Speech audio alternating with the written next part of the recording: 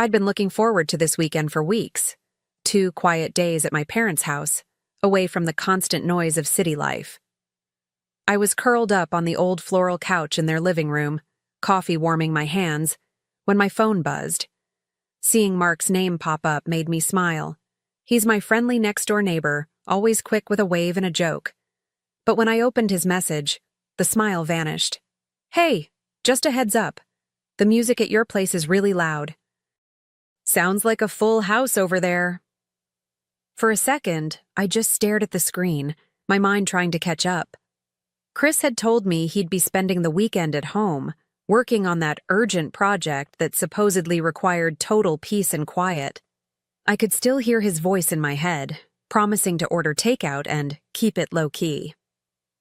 Low-key wasn't exactly how Mark was describing it. I typed back quickly, keeping my tone casual. "Are you sure it's coming from my house?" Mark's reply came almost instantly. "Pretty sure. I've seen several women coming and going for the past hour." My stomach dropped. I could feel my grip on the phone tighten, the coffee in my other hand suddenly losing its warmth. I didn't need to think. My body knew before my mind did. That sharp, twisting knot deep inside me. It was the kind that only shows up when something is seriously, irreversibly wrong. I set my coffee down on the side table, my hands suddenly restless. My parents were in the kitchen chatting, completely unaware of the little earthquake that had just gone off in my phone. I didn't want them to see my face right now. It would raise too many questions.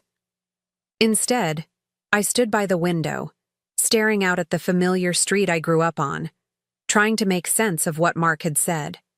Several women, coming and going, from my house. The thought alone made my skin prickle. I told myself there had to be an explanation. Maybe Chris had invited a few colleagues over to help with his project. But even as I tried to build that story in my head, I knew it didn't fit. Chris didn't work with women. He didn't even like hosting people at our place. And if it were something innocent, why hadn't he mentioned it to me? That silence spoke louder than the music Mark claimed was blasting through our walls. I typed a short thanks for letting me know to Mark, my fingers stiff on the keyboard. The knot in my stomach was growing tighter, and my mind was racing ahead of me. I could almost hear the bass thumping, the laughter spilling out of our windows. I didn't know what I'd find when I went back, but one thing was already certain. I wasn't going to just sit here and pretend I hadn't read that message. I slipped my phone into my pocket, but it felt heavier than usual, like it was carrying a secret I wasn't ready to face. My parents' laughter drifted in from the kitchen, warm and familiar. And for a split second, I wished I could just stay in that moment, safe, untouched by whatever was happening back home. But the image of women walking in and out of my house, of Chris in the middle of it, wouldn't leave me. It was like a movie reel running in my head, and I hated every frame. The more I thought about it, the more my pulse picked up. Questions started stacking one on top of the other. Who were they? How long had this been going on? And most of all, why now, when he thought I was miles away? My instincts whispered answers I didn't want to believe, but the truth was starting to take shape whether I liked it or not. I decided not to send another message to Mark, not to call Chris, not to do anything that might tip him off. No, if there was something to uncover, I wanted to see it with my own eyes. And somewhere, deep in that growing tension in my chest, I already knew. This weekend wasn't going to end the way I'd planned. I didn't pack my things right away. I waited until after dinner at my parents' place, forcing myself to smile, to join in their small talk, to hide the storm building under my skin. When the dishes were cleared and the goodnights exchanged, I slipped out quietly, telling them I needed to grab something from town. My car was parked in the driveway, but the moment I slid into the driver's seat, I felt my whole body shift. My weekend of rest had just turned into a mission. The drive back felt longer than usual, even though I knew I was probably pressing harder on the gas than I should. My mind kept replaying Mark's words, layering them with every suspicion I'd ever brushed aside. I didn't even bother turning on the radio. The silence in the car was thick, except for the occasional sound of my own breath, sharp and uneven. By the time I reached my neighborhood, it was late enough that most houses were dark. I parked a few houses down from mine, leaving the engine off and the keys in my lap. I sat there for a moment, hands gripping the steering wheel, staring at the faint glow of my living room window in the distance. Whatever was happening inside, I was about to find out. I stepped out of the car and shut the door as quietly as I could, the night air cool against my skin.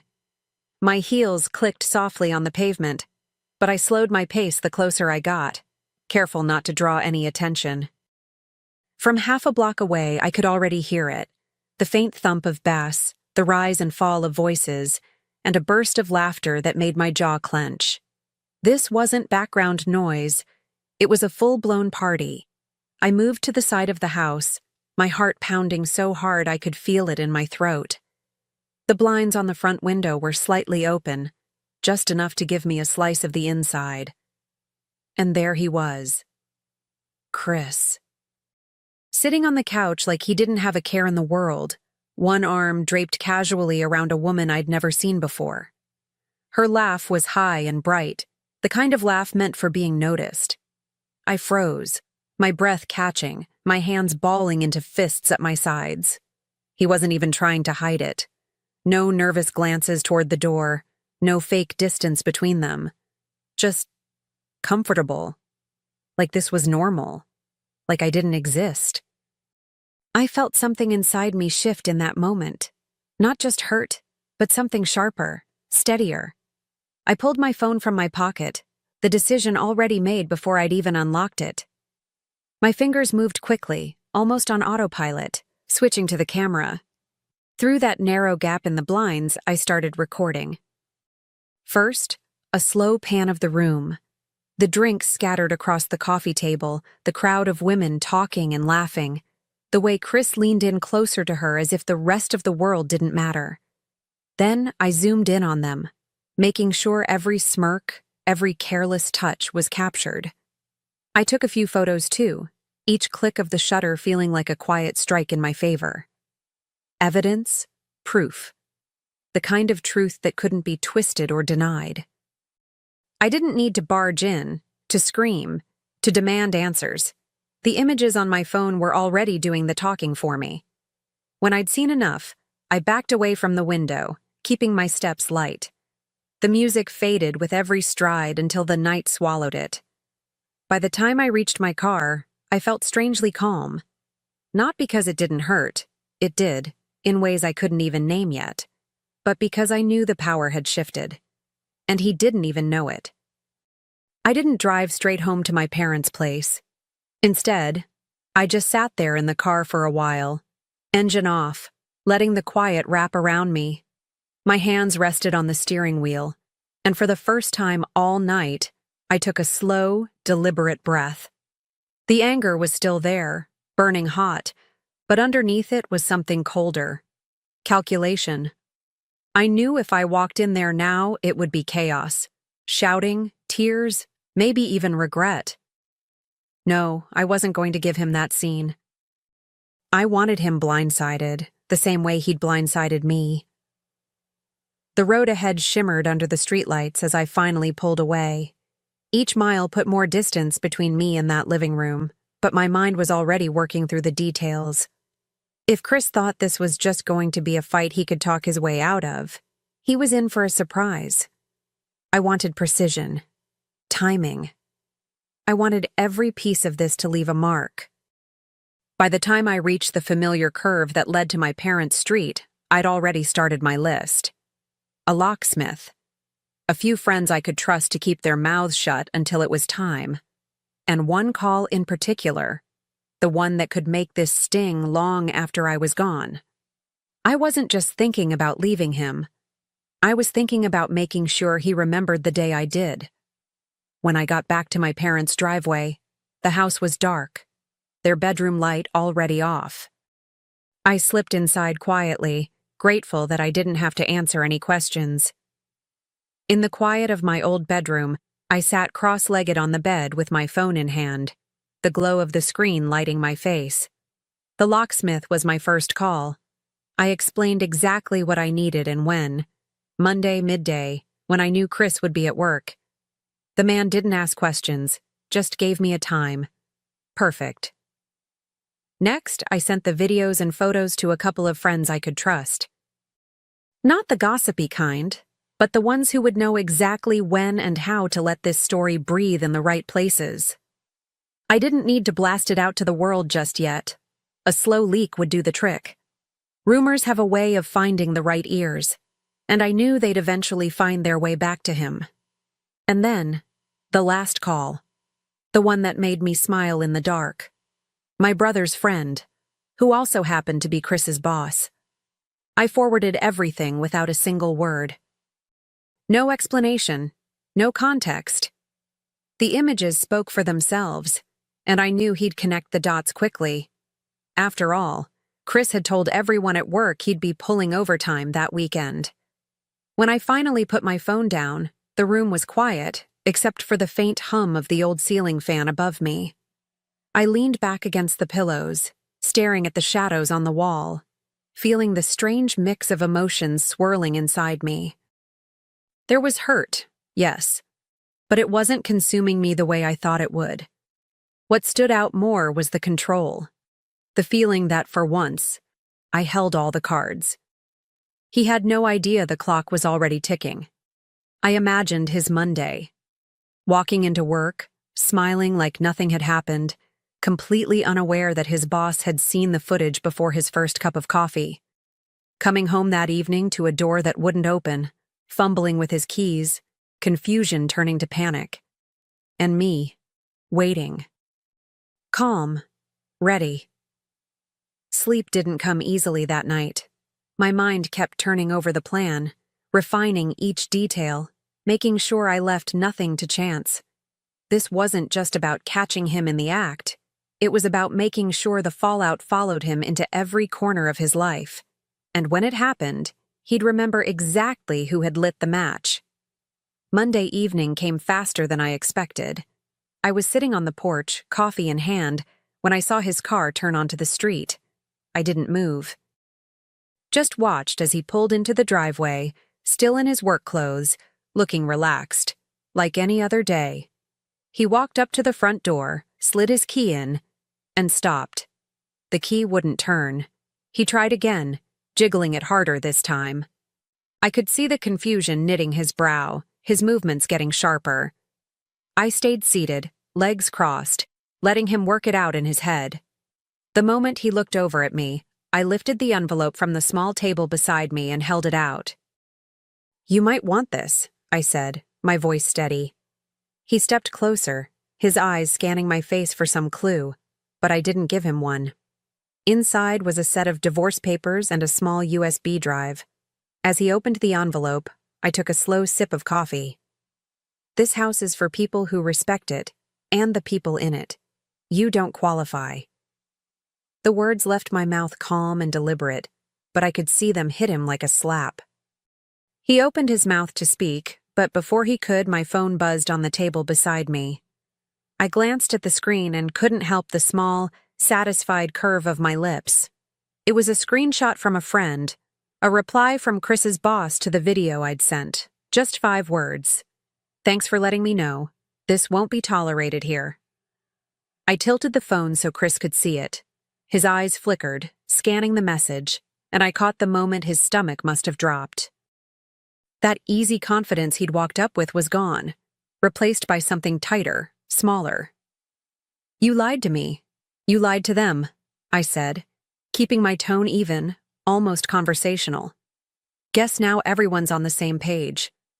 He started to reach for me, maybe to plead, maybe to explain, but I stood up before he could. The space between us felt like a wall, and I had no intention of letting him climb it. He looked toward the door again, like maybe this was all some misunderstanding that could be fixed if he just got inside. But I had already made sure that wouldn't happen. That lock was more than metal. It was a line he couldn't cross anymore. He stood there, shifting his weight from one foot to the other, like a man trying to figure out where to go next. I didn't fill the silence for him. Let him stew in it. The street was quiet except for the faint hum of a lawnmower somewhere down the block, and the tension between us felt almost loud enough to drown it out. I took one last sip of coffee, set the mug down, and stepped past him toward my car. "I think you've got everything you need right there," I said, nodding to the envelope still in his hands. He looked down at it like it might bite him, but I didn't wait for him to speak.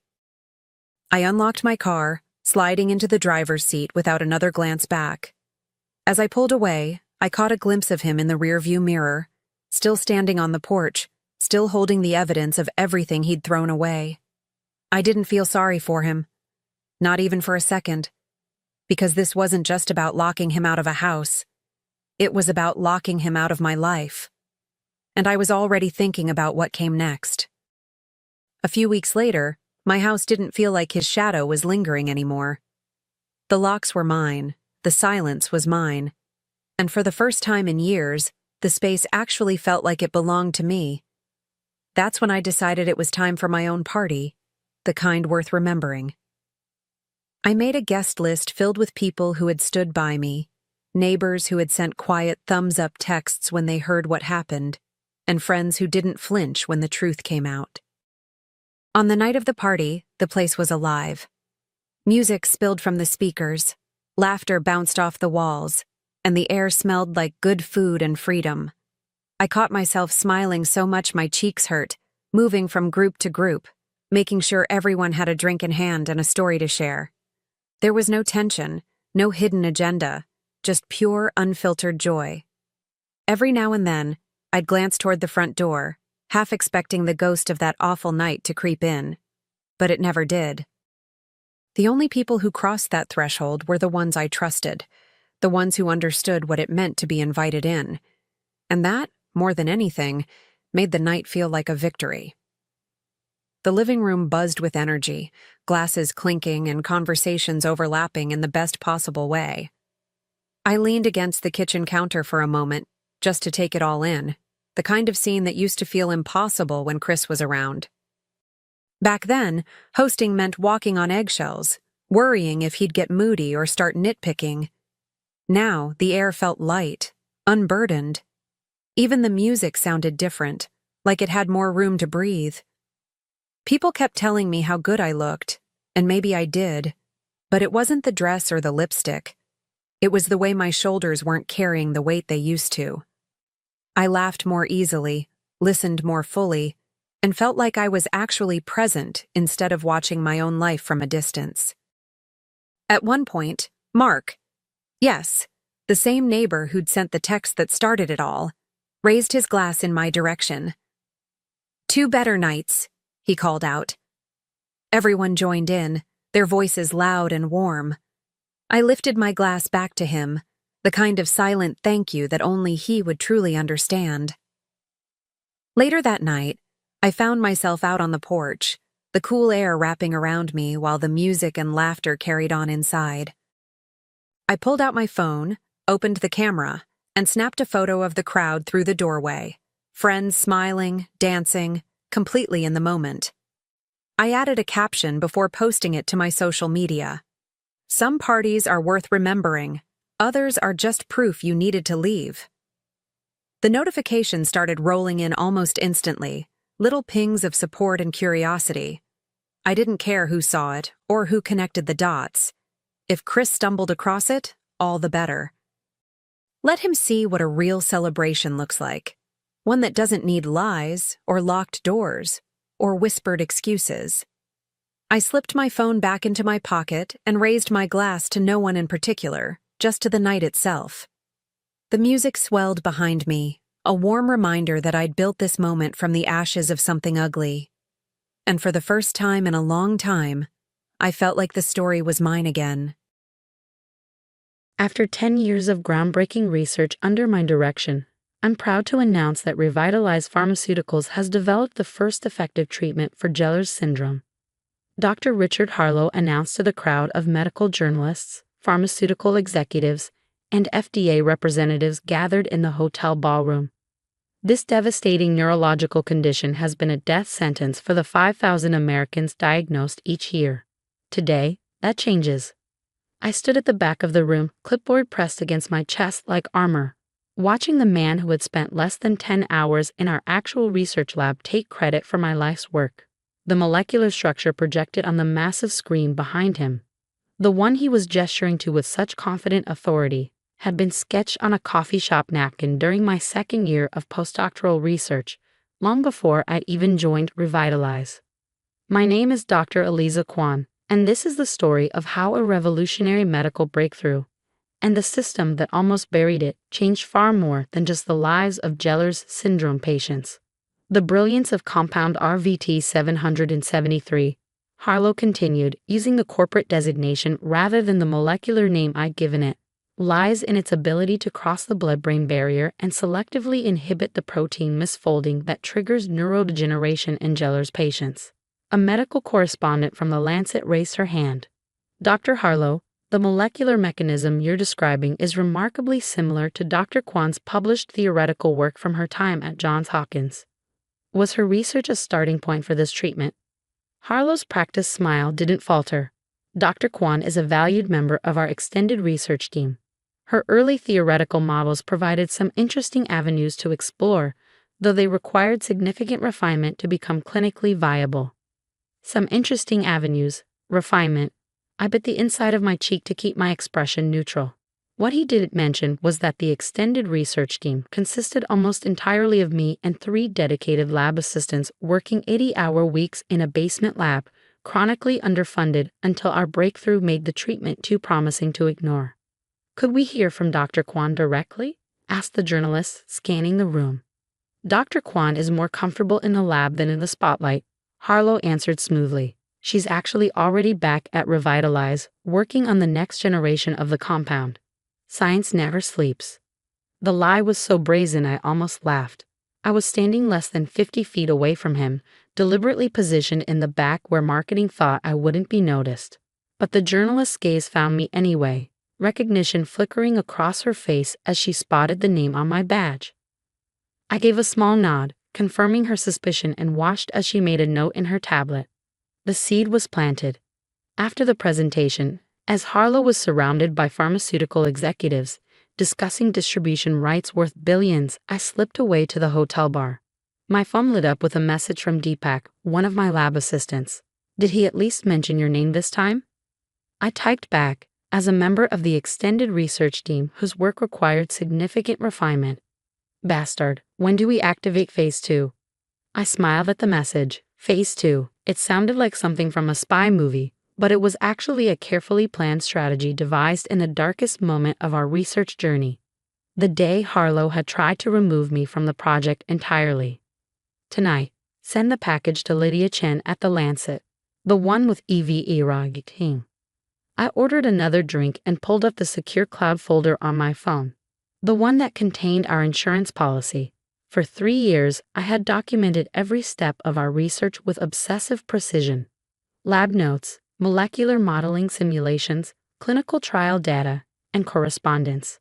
But most importantly, I had evidence of Harlow's systematic attempts to minimize, claim, and eventually eliminate my contributions. There were recorded meetings where he couldn't answer basic questions about his breakthrough molecule.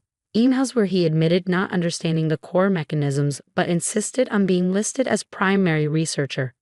Documentation showing how research funds were reallocated to ensure his name appeared prominently in clinical trial protocols. And then there was the smoking gun, his explicit directive to remove my name from the patent application, followed by his recommendation for my reassignment to a different department once the treatment proved successful in Phase A trials. What Harlow didn't know was that I had filed for a separate patent 9 months earlier, not for RVT 773 itself, which legally belonged to Revitalize, but for the entire class of molecules based on my original theoretical model. A model I had published before joining the company, which gave me certain intellectual property rights that Revitalize's legal team had overlooked in their rush to claim ownership of everything. The Lancet journalist, Lydia Chen, appeared at the bar beside me, ordering a sparkling water before turning in my direction. Dr. Kwan, I thought you were back at the lab, making scientific history, she said with a wry smile. Apparently, I'm capable of being in two places at once, another breakthrough Dr. Harlow will no doubt take credit for. She laughed, then lowered her voice. Off the record, that presentation was a scientific travesty. He couldn't answer half the technical questions without deferring to notes that looked suspiciously like they were written in someone else's handwriting. Mine, actually, I confirmed. He has a habit of having me prepare his talking points, which he then reads without understanding. Would you like to set the record straight? She asked. The Lancet would be very interested in the actual science behind this breakthrough. I glanced toward the ballroom, where Harlow was still holding court, basking in the acclaim for my work. You'll be receiving a package from my lab assistant, I said carefully. Everything is meticulously documented and can be independently verified. But there's more at stake here than just scientific credit. Such as 5,000 Jeller's patients per year in the U.S. alone. Revitalize plans to price the treatment at $850,000 per patient. But my broader patent could allow for generic manufacturing at a fraction of that cost. Her eyes widened. That would be billions in lost revenue for Revitalize. And thousands of lives saved who couldn't afford the treatment otherwise, I added. That's what really matters to me. The next morning, I arrived at Revitalize's research campus to find an unusual flurry of activity. Security guards I didn't recognize stood near the entrance to the executive wing, and there was a tension in the air that reminded me of the day our Phase II trial results had been unblinded. My lab keycards still worked, which I found vaguely surprising. I half expected to have been locked out overnight. My team was already there, looking nervous but determined. It started, Deepak said quietly as I entered, nodding toward his computer. On the screen was the front page of the Lancet's website, featuring a breaking news story. Questions emerge about Revitalize's revolutionary Jeller's treatment. Who really developed RVT 773? The article was comprehensive, citing multiple sources within Revitalize who confirmed that I had been the primary researcher and developer of the treatment, with Harlow taking credit despite minimal involvement in the actual science. But more explosive was the revelation about my separate patent application, which threatened Revitalize's exclusive control over what analysts were already projecting as a $4.2 billion annual market. My phone began ringing almost immediately, first Revitalize's legal department, then the head of PR, and finally Harlow himself. I let them all go to voicemail. Instead, I focused on finalizing my documentation for the most important meeting of my career, scheduled for 2:00 p.m. that afternoon. Not with Revitalize executives, but with representatives from Medicine Sans Frontières, Doctors Without Borders, and the World Health Organization. Dr. Kwan, the sharp voice startled me from my preparations. Richard Harlow stood in the doorway of my lab, his face flushed with anger. What have you done? I looked up calmly. Currently, I'm preparing for a meeting about global access to life-saving medications. But I assume you're referring to the Lancet article. This is a direct violation of your employment contract and confidentiality agreements, he sputtered. We'll sue you into oblivion. Everything in that article is factually accurate and independently verifiable, I replied. But you're welcome to explain to a jury why you attempted to remove the actual inventor from her own research project. The research belongs to Revitalize, he insisted. We funded it. Partially, I agreed, after repeatedly cutting our budget and almost shutting us down 3 times. But more importantly, my broader molecular patent was filed based on work I did before joining Revitalize, which gives me certain rights you can't simply erase. His face darkened. The board has called an emergency meeting. You're suspended pending investigation. That's your prerogative, I said, gathering my materials. But you might want to consider a different approach. My meeting with MSF and WHO this afternoon could determine whether Revitalize maintains any role in the global distribution of this treatment. For the first time, uncertainty flickered across his face. What meeting? What are you talking about? I'm discussing a licensing arrangement that would allow generic manufacturing of the broader class of molecules covered by my patent, not just RVT 773. But several variants that are equally effective and would circumvent Revitalize's specific patent. The implication was clear. While Revitalize owned the rights to the specific compound we had developed, my broader patent could open the door to similar treatments that would shatter their monopoly. You destroy billions in shareholder value over a credit dispute? He asked incredulously. This isn't about credit, Dr. Harlow. It's about access. Revitalize plans to price this treatment beyond the reach of most patients who need it. I won't allow my work to save only the wealthy. Before he could respond, his phone rang. The caller ID showed the CEO's name. With a final glare in my direction, he answered and walked away. My meeting with MSF and WHO representatives went exactly as planned. I presented not only the scientific basis for the treatment but also a framework for licensing my patent to generic manufacturers in exchange for a modest royalty that would be reinvested in further research. By the time I returned to Revitalize, the company was in crisis mode. The stock had dropped 23% on news that their exclusive control of the Geller's treatment was in jeopardy. An emergency board meeting had been called, and Richard Harlow had been placed on administrative leave pending an internal investigation. I was immediately ushered into a meeting with the CEO, the head of legal, and 3 board members. Dr. Kwan, began CEO Sharon Miller, her tone carefully measured. We find ourselves in an unprecedented situation. I'd call it an entirely preventable one, I replied calmly.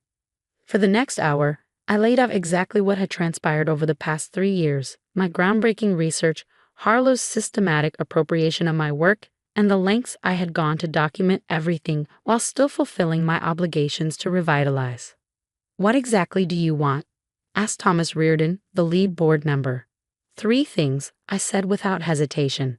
First, scientific recognition as the primary developer of RVT 773.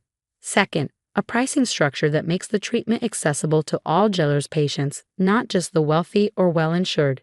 And third, establishment of a research ethics committee with actual enforcement power to prevent this from happening to other scientists here. And if we refuse? Asked the head of legal. Then I proceed with my licensing arrangement with generic manufacturers. Revitalize faces years of patent litigation while watching its market share erode, and the scientific community learns exactly how this company treats its researchers. Or, I added, we could work together to save lives, maintain reasonable profits, and set a new standard for ethical pharmaceutical development. The negotiations lasted well into the night, but by morning, a framework had been established. Revitalize would acknowledge me as the primary researcher and developer of RVT 773. The treatment would be priced on a sliding scale, with significant discounts for lower-income countries and patient assistance programs in the U.S. Most importantly, I would head a new division focused on neurological treatments with guaranteed research funding and explicit protections for scientific attribution and ethical development practices. 1 week later, Revitalize called another press conference. This time, I stood at the podium, explaining the science behind RVT 773 with the precision and depth that comes from having actually developed it. Seated behind me was the company's leadership team, minus Richard Harlow, who had been quietly asked to resign after an internal review confirmed his systematic misrepresentation. The breakthrough in treating Geller's syndrome isn't just a victory for science, I told the assembled press. It's an opportunity to demonstrate that life-saving treatments can be both profitable and accessible. That we can honor the contributions of researchers while still meeting our obligations to shareholders. And most importantly, that no one should be denied care because they can't afford it. The announcement of Revitalize's new pricing model, alongside my clear description of the scientific journey, generated headlines worldwide. The company's stock, after an initial drop, rebounded to reach new highs as investors recognized that sustainable ethical practices could actually enhance long-term value. 6 months later, as the first Geller's patients began receiving treatments around the world, I received a letter from a 12-year-old girl in Malaysia whose family had access through our global affordability program. Dear Dr. Kwan, she wrote, yesterday I could not hold a pencil. Today I am writing you this letter myself. My neurologist says that in 3 months I might be able to play football again. Thank you for not giving up. I framed the letter and hung it in my new office, where it serves as a daily reminder of what's truly at stake in our work.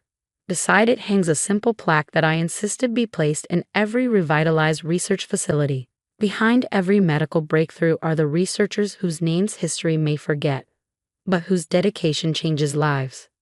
May we honor their work by ensuring it reaches all who need it. Richard Harlow has largely disappeared from the pharmaceutical industry, though I occasionally see his name attached to consultancy roles at smaller firms.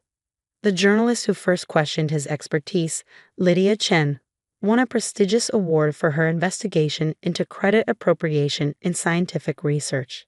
As for me, I now lead a team of 30 researchers, each of whom has their contributions meticulously documented and acknowledged. We've developed 2 additional treatments based on the original molecular platform, both priced according to our accessibility commitment. Sometimes, when I'm working late in the lab, still my favorite place despite my executive title, I reflect on what might have happened if I hadn't prepared so thoroughly, documented so meticulously, protected my work so carefully. How many Geller's patients would have been denied treatment they couldn't afford? How many researchers would have continued to see their work claimed by others? The true breakthrough, I've realized, wasn't just the molecular structure I sketched on that coffee shop napkin years ago. It was the recognition that scientific innovation doesn't exist in a vacuum, that its value lies not just in discovery, but in accessibility, not just in corporate ownership, but in human impact. And sometimes, ensuring that impact requires being as methodical in protecting your work as you are in conducting it. Because the most important element in any scientific formula isn't listed in the periodic table. It's the courage to stand up for the truth, even when powerful interests would prefer you remain invisible. The call from my uncle's lawyer came on a Tuesday morning while I was in the middle of debugging code that would eventually revolutionize quantum computing.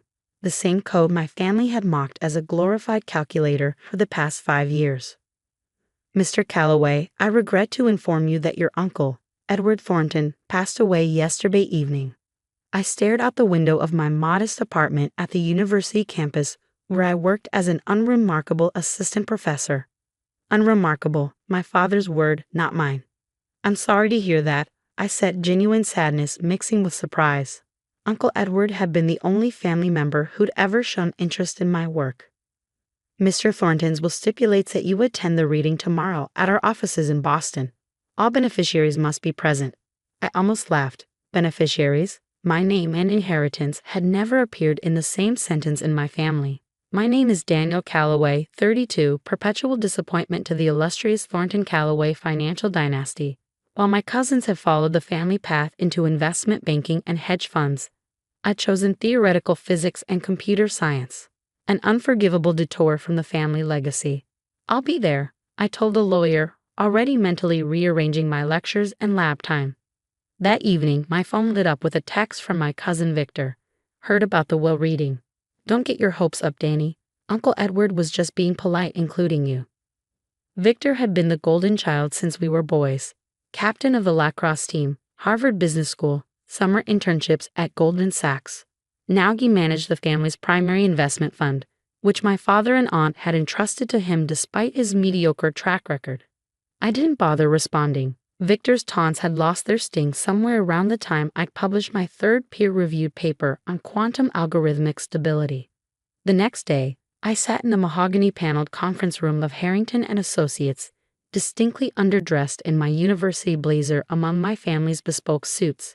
My father, Thomas Calloway, barely acknowledged my presence with a curt nod. My Aunt Elizabeth studied her manicure. Victor and his sister Claudia whispered to each other, occasionally glancing in my direction with poorly concealed smirks. Uncle Edward had been the family's eccentric outlier, brilliant with numbers but uninterested in the flashy wealth that obsessed the rest of them. He'd made his fortune in advanced statistical analysis for financial markets, then retired early to pursue his passion for pure mathematics and theoretical physics, which explained our occasional lunches and his curious questions about my research. Morton Harrington, a silver-haired attorney with wire-rimmed glasses, cleared his throat and began reading the will.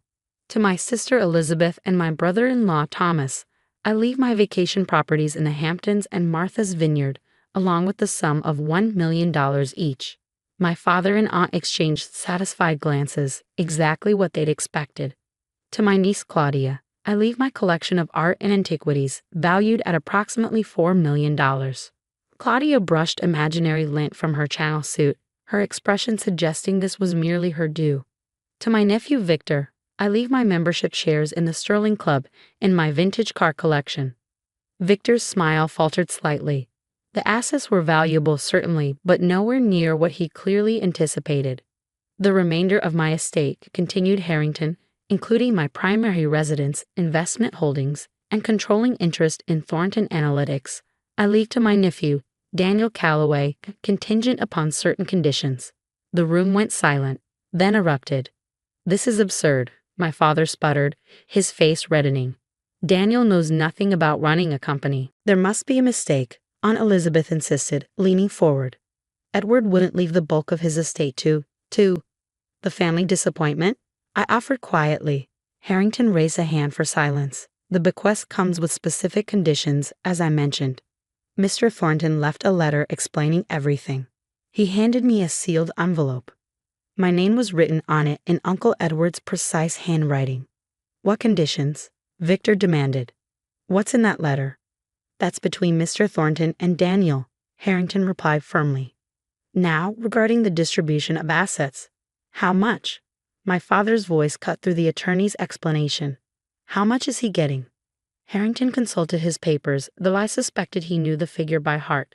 "Mr. Thornton's total estate, excluding the specific bequests already mentioned, is valued at approximately $87 million. The number hung in the air like a physical presence. My cousin stared at me with naked shock and resentment. "This is ridiculous," Victor finally said. "Uncle Edward was clearly not in his right mind. We'll contest the will."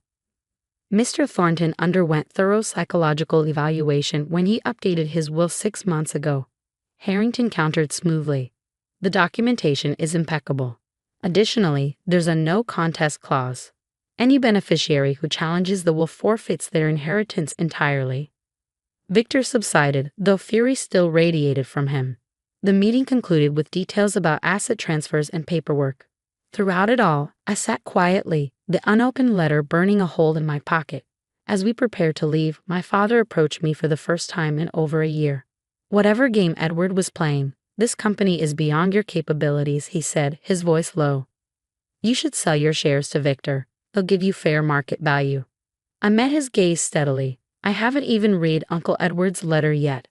Maybe I should do that before making any decisions." "Don't be stubborn, Daniel. You're a researcher, not a businessman." "I'm actually many things, Dad. You just never bothered to find out what they were." Back in my apartment that evening, I finally opened the letter. Uncle Edward's familiar handwriting filled several pages. "My dear Daniel, if you're reading this, I've finally managed to escape the tedious board meetings and charity galas that consumed far too much of my life. Don't be too sad. By the time you receive this, I'll have already embarked on the ultimate intellectual adventure. You're wondering why I've left you the bulk of my estate when I could have followed family tradition and bestowed it upon the proper heirs. The answer is simple. You're the only one who might understand what to do with it. For the past 3 years, I've been watching your research with growing interest. Your work in quantum algorithmic systems isn't just brilliant, it's revolutionary. But you've been solving only half the equation. The other half is at Thornton Analytics. My company hasn't just been analyzing financial markets. We've been collecting and processing data on a scale few organizations can match. The patterns we've identified, combined with your quantum computing approaches, could change everything. Your inheritance comes with 2 conditions. First, you must not sell your shares in Thornton Analytics for at least 1 year. Second, you must review the research files in my home office safe, accessible with the enclosed key. The combination is the publication date of your first paper on quantum algorithmic stability. Your family will pressure you to sell. They'll belittle your abilities and question your competence. They've been doing this your entire life, so I imagine you're quite used to it by now. What they don't understand, what they've never understood, is that true wealth isn't measured in acquisitions or social status. It's measured in ideas. And you, Daniel, have the most valuable ideas of anyone I've ever met. Do what you think is right, but know this. I didn't leave you my company because you're my nephew. I left it to you because you're the only person I trust with its future. With confidence in your judgment, Edward." I stared at the letter for a long time, then at the small key that had fallen from the envelope. I hadn't cried when I'd heard of Uncle Edward's death. Our relationship, while friendly, hadn't been particularly close. But reading his words, understanding his faith in my work, brought tears to my eyes. My phone began buzzing with messages from family members, alternating between congratulations and thinly veiled suggestions that I saw my unexpected windfall. I ignored them all. The next morning, I drove to Uncle Edward's estate in Cambridge, my estate now, according to Harrington. The sprawling Victorian mansion was impressive but understated, much like Edward himself. The housekeeper greeted me with a knowing smile, as if she'd been expecting me for years rather than hours. "Professor Calloway," she said, "Mr. Thornton said you'd be coming. His office is ready for you." Uncle Edward's home office occupied the entire third floor, a vast space filled with books, mathematical models, and computer equipment far more sophisticated than I'd expected. The safe was hidden behind a sliding panel in the bookcase, just as his letter had described. The combination worked on the first try. Inside was a single external hard drive and another note. "The password is the theorem you explained to me over lunch last spring. The one that made me spill my wine." I smiled at the memory. I'd been explaining a particularly elegant solution to a quantum decoherence problem, and Edward had become so excited he'd knocked over his glass, staining the white tablecloth crimson. The hard drive contained terabytes of data, financial records, market analyses, communication patterns, resource distributions, collected over decades. At first glance, it seemed like standard analytical research, albeit extraordinarily comprehensive. But as I dug deeper, I began to see what Edward had meant about the other half of the equation. His company hadn't just been tracking financial patterns. They'd been modeling complex systems interactions on a global scale. Climate variables, population movements, resource allocations, technological development curves, all interconnected in a vast dynamic model. And the model was showing severe instabilities. According to Edward's projections, the global financial system was heading toward a catastrophic failure point within the next 18 to 24 months. Not just a recession or market correction, but a fundamental structural collapse that would make the 2008 financial crisis look like a minor hiccup. More disturbing still, several major investment firms, including the Calloway Family Fund managed by Victor, were engaged in exactly the high-risk strategies that would accelerate and amplify the coming crash. I spent the entire day and most of the night analyzing Edward's data, confirming his conclusions with my own calculations. By dawn, I was convinced he was right. The system was far more fragile than anyone realized, and the coming crash would be devastating. But there was something else. In his notes, Edward had speculated that my quantum algorithmic approach might offer a solution, a way to identify and strengthen the weak points in the system before collapse became inevitable. He hadn't worked out the details. That, apparently, was my inheritance. My phone had been buzzing periodically throughout the night. As the sun rose, I finally checked it. Dozens of missed calls and messages from family members, each more insistent than the last. The most recent was from Victor. "Board meeting at Thornton Analytics tomorrow at 10 a.m. Attendance mandatory for major shareholders. Time to discuss the company's future." They weren't wasting any time. I arrived at Thornton Analytics headquarters the next morning to find the boardroom already filled with tense, expectant faces. Victor sat at the head of the table, a position he'd apparently assigned himself. My father and aunt flanked him, with various board members and executives filling the remaining seats. "Ah, the prodigal nephew arrives," Victor said with a tight smile. "We were just discussing transition strategies." "Transition to what?" I asked, taking the only empty seat at the opposite end of the table from Victor. "Practical leadership," my father answered. "Edward's bequest, while well-intentioned, has placed the company in an untenable position. You have no experience in finance or corporate management. We've prepared a very generous offer," Victor continued, sliding a folder toward me. "Well above market value for your shares. You'll be set for life, and the company will continue under experienced leadership." I didn't open the folder. Instead, I placed my own laptop on a table and connected it to the room's display system. "Before we discuss any offers, I'd like to share something Uncle Edward left for me. Something that affects not just Thornton Analytics, but the entire financial market, including the Calloway Family Fund." Victor's smile faltered. "That's not on the agenda." "I'm making it the agenda," I replied, typing commands to bring up Edward's model, integrated with my own algorithms. According to Edwards' research that this company has been conducting for years, we're heading toward a systemic financial collapse within the next 2 years. Nervous glances circulated around the table. One of the executives leaned forward. What kind of collapse are we talking about? Global, comprehensive, and accelerated by exactly the kind of high-risk derivatives trading that the Callaway Fund has engaged in over the past 18 months. My father's face darkened. This is absurd. You're a physicist, not a financial analyst. Actually, I'm both now, I said.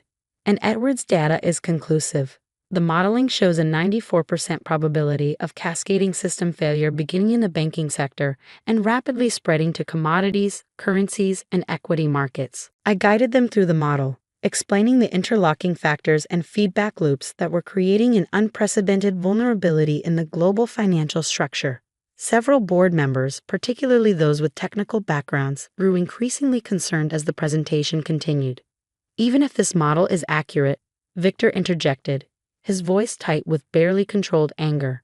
What exactly do you propose we do about it? That's where my research comes in, I said, bringing up a new set of simulations. By applying quantum algorithmic principles to market structures, we can identify and strengthen critical stability points before the collapse begins. Quantum algorithms? For financial markets? Victor scoffed. This is exactly why you shouldn't be running this company. You're trying to turn it into your personal research playground. Actually, one of the senior analysts spoke up. I've been following Professor Callaway's published work. His approaches to system stability are quite remarkable. If they could be applied to financial systems. They can, I confirmed. Edward saw the connection before I did. That's why he left me the company, not because I'm his nephew, but because combining my research with Thornton Analytics' data and market position creates a unique opportunity. An opportunity to do what, exactly? My father demanded. To prevent a global financial meltdown, I replied simply, and to position Thornton Analytics as the leader in a new approach to market stability and risk management. The room fell silent as the implications sank in. Several board members were already pulling up my published papers on their tablets, connecting the dots Edward had seen months ago. Victor attempted one last offensive. This is all theoretical. You're asking us to bet the company's future on unproven academic models. No, I said quietly. I'm telling you, as a majority shareholder, that this is the direction Thornton Analytics will take under my leadership. Those who don't share this vision are welcome to tender their resignations. The meeting concluded without Victor's share purchase being discussed again. As the board members filed out, many of them already engaged in intense discussions about the implications of what I presented, my father lingered behind. You really believe this collapse is coming? He asked, his voice lacking its usual certainty. The data is conclusive, I replied, and we're uniquely positioned to address it if we act quickly. He studied me with an expression I couldn't quite read. Edward always said you were the smartest one in the family. I thought he was just being kind. You never bothered to find out. He nodded slowly. Perhaps it's time I did. Over the next 6 months, Thornton Analytics underwent a dramatic transformation under my leadership. We pivoted from pure financial analysis to developing what we called quantum-resilient financial architecture, a framework for identifying and strengthening critical stability points in financial systems using principles derived from my quantum computing research. At first, the financial community viewed our approach with skepticism. But as our models began accurately predicting market microcorrections that traditional analytics missed, institutions started paying attention. By the 8-month mark, we were consulting for central banks and global financial institutions on stability mechanisms. Victor resigned from Thornton Analytics but remained at the helm of the Callaway Family Fund, stubbornly dismissing my warnings about their investment strategies.